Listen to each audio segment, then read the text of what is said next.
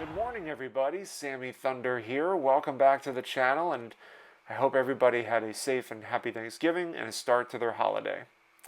So today's video is going to be focusing on those that are interested in wanting to start their own YouTube channel, but want some information before just jumping right in. It could be a little bit of a daunting decision to make, especially when you're thinking, well, what do I do? How do I get started? What kind of channel should it be? There's a lot of questions that people will ask themselves in these sort of situations. And so I thought I'd create a video that would share some input on the matter. And I definitely want others that have channels to share some of their own thoughts on the matter too. Because the things that I'm thinking of are going to be different than what some others are thinking of. But I thought I'd share 5 pointers that I think could help alleviate some of those concerns. And, we'll talk a little bit about each one in particular. So let me jump over and we'll go right into it. So the first thing, face versus no face. So, okay.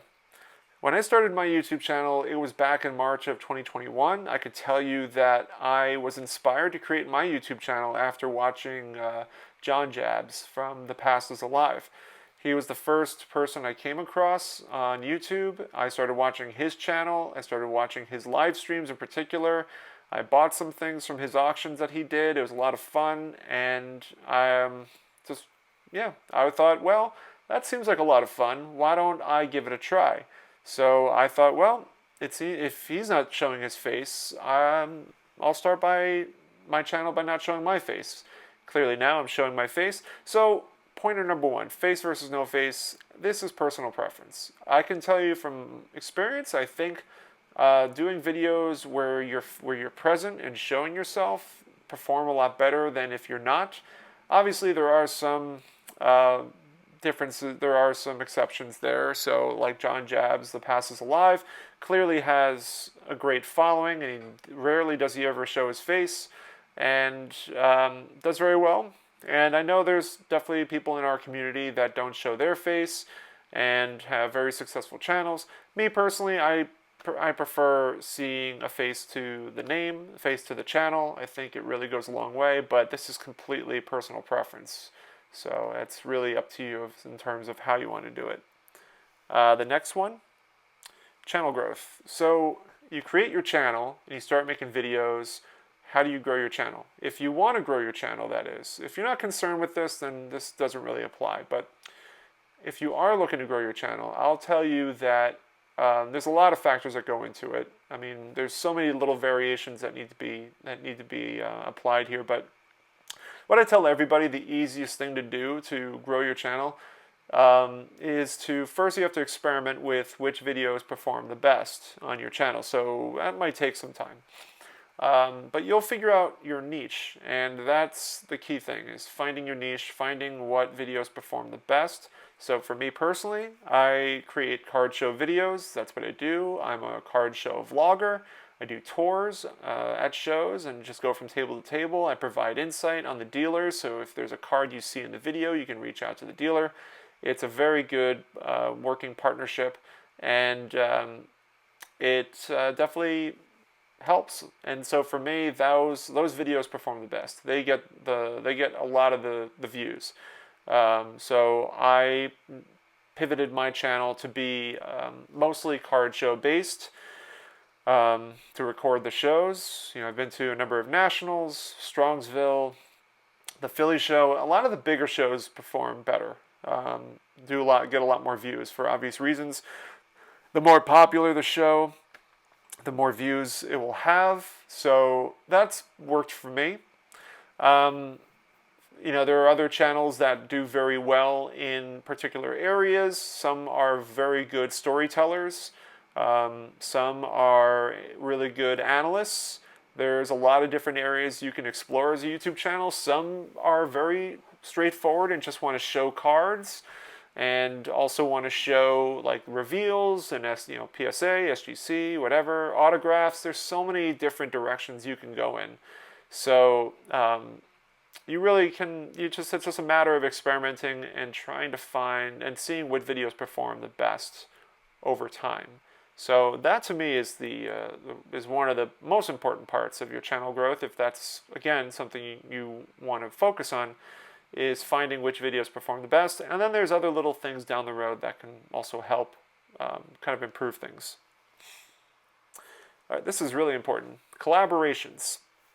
Now, collaborations, great way to introduce yourself into the hobby.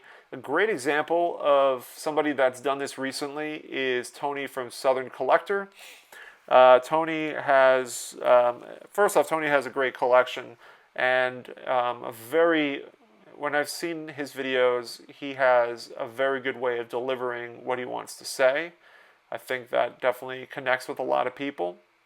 But more importantly, he's very open to a lot of the YouTube community. So he's been very much somebody that's been on various channels.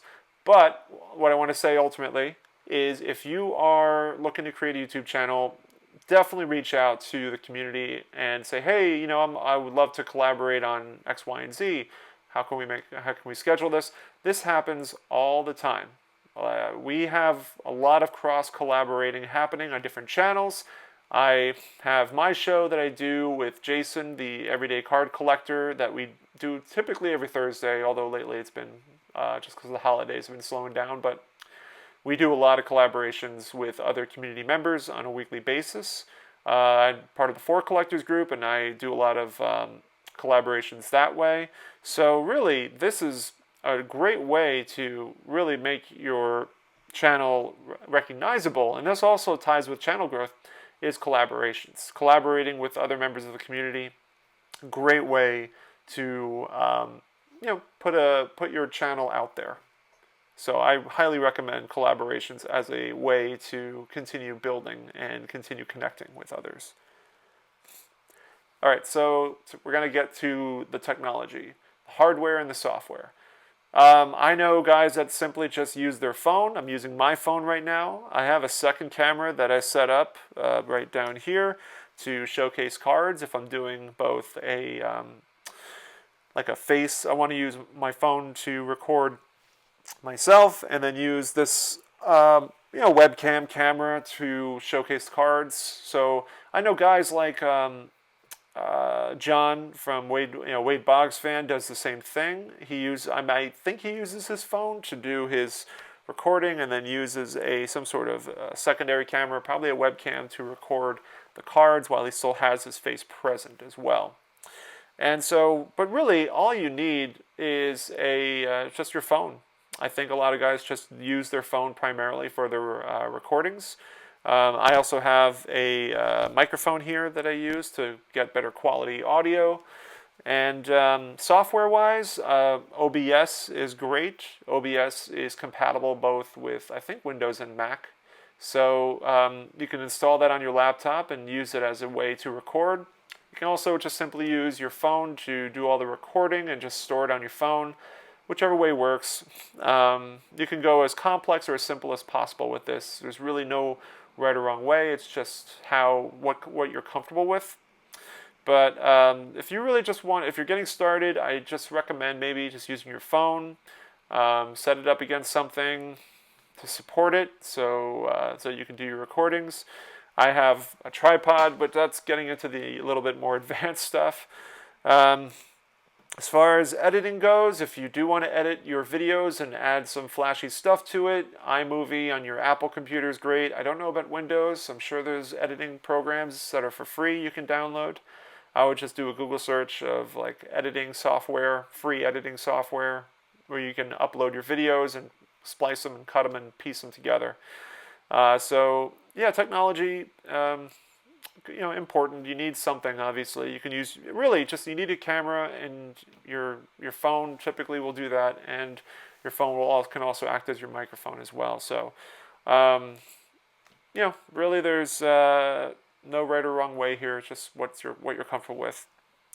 And finally, presentation. So, presentation, this is really optional. I don't really think there's not a significant importance with this. It's really ultimately comes down to what you're delivering and what you're sending, what message you're sending.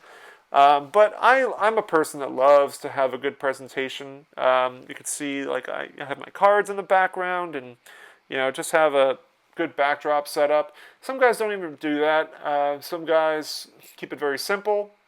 Like Greg from Midlife Sports Cards, he just sets up his camera. I don't know if he's in his living room or somewhere in his house, but he just goes and lets the message do all the talking and do all the presentation. So it's really just his delivery and his ability to deliver that message is what kind of connects people. So presentation's really not pivotal, I don't think.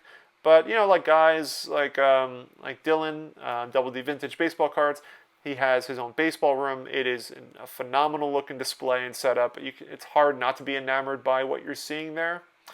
So that also plays into presentation. Rick Vintage Oddball Cards for a while was filming in what appeared to be his dining room. So, but he recently just set up his display case. His presentation setup is great, and it's modest and it's great. It's perfect. Like mine is pretty modest as well, but it's just a different variety of different types of display setups for presentation you can have. A lot of guys have this display case with cards, so it's just a matter of preference there. Again, not incredibly important.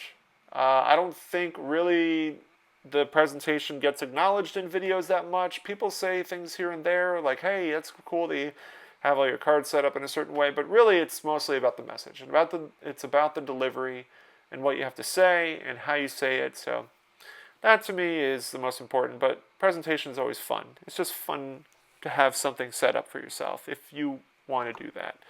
But those are the 5 things that I wanted to cover. I'm sure there's other things. There's other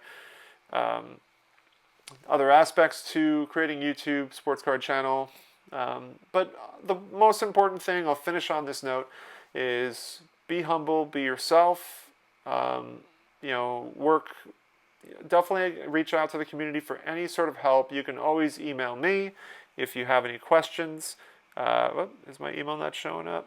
Well, it's sammythundercards@gmail.com. If you ever have any questions about wanting to start a channel, you can feel free to reach out to me. I'm happy to answer questions. If I don't get back to you quickly, just know that I will. Sometimes it takes a little time for me. So, but that's about it, guys. I hope this helps. Again, for those that are also content creators and want to provide input on their thoughts on creating a YouTube channel and what you can do, definitely do so. But thanks so much for watching, guys. Have a great rest of your holiday weekend, and we'll catch up soon. Take care.